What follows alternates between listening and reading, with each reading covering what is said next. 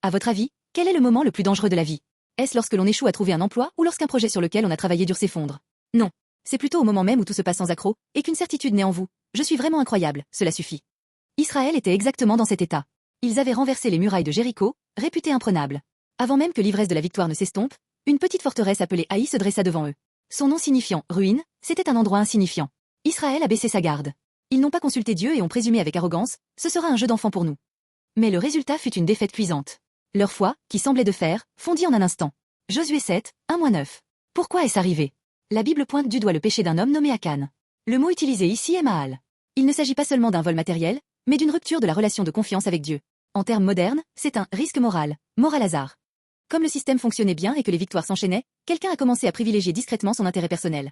Cette complaisance, se dire « ce n'est que moi, je peux bien prendre cela après un tel succès », a brisé toute la communauté.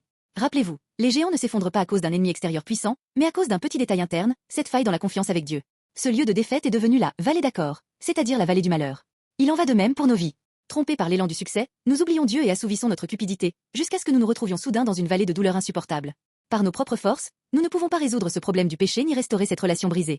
Cependant, l'évangile commence ici. Alors que la vallée d'accord était un lieu de jugement sans espoir dans l'Ancien Testament, Dieu a promis, par le prophète Osée, de transformer cette vallée en une porte d'espérance.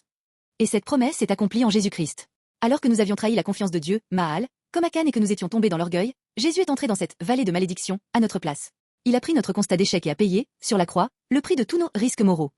Chers amis, peut-être que tout se passe trop bien pour vous en ce moment?